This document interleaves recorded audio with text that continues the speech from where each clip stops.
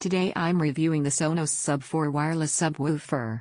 If you want to check current pricing or availability, it's linked below. I've had this subwoofer connected to my Sonos system for several weeks, using it with movies, music, and games in a living room setup. These impressions come from real listening sessions, not just specs or quick tests. Let's set expectations clearly. This isn't a reference-level studio subwoofer or a sealed audiophile unit meant only for critical listening. It's designed to augment Sonos setups, especially ARC, Beam, and stereo pairs, with deeper low bass and fuller room sound without cluttering the space with wires.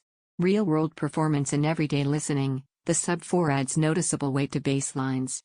With music, rhythms feel fuller and more textured compared with just the main speakers. Tracks that rely on low end, like electronic or hip-hop, have more presence without feeling muddy. The transition from the main speakers to the sub feels integrated rather than disjointed once calibrated. For movies and gaming, the difference is more obvious. Explosions, low rumbles, engine noises, they have more authority without overwhelming the rest of the soundtrack. Dialogue and mid-range stay clear because the sub lets the smaller speakers focus on their strength. Setup with the Sonos app is straightforward. The system automatically tunes the sub to the room size and speaker arrangement, and that calibration feels practical for everyday use. You can adjust bass levels manually if you want slightly more or less low end, and those controls feel intuitive. Design, build, usability. The Sub 4's white finish and form factor are minimalist. It doesn't draw attention in a living room, it blends rather than stands out.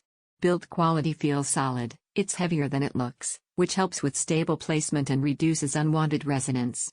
Because it's wireless, placement is flexible as long as you have a power outlet.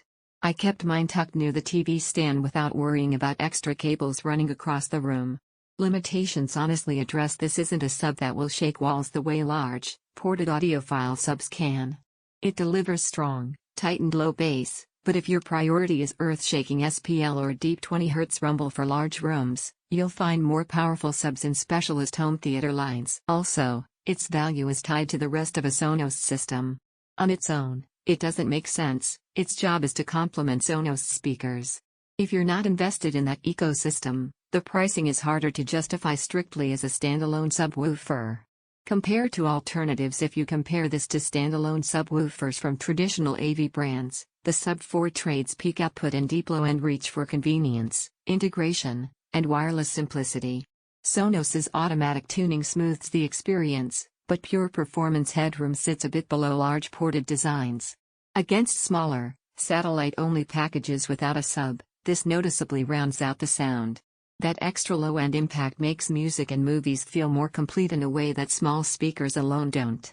Where this makes the most sense is for people who already have or plan to build a Sonos surround or stereo setup, want fuller bass without running extra cables, prefer smooth integration and easy calibration, value clarity and controlled low end over maximal output. It's less ideal if your priority is huge room shaking bass or the absolute lowest frequency extension possible. Bottom line. In steady use, the Sonos Sub 4 elevates the low end of a Sonos system in a way that feels balanced and cohesive.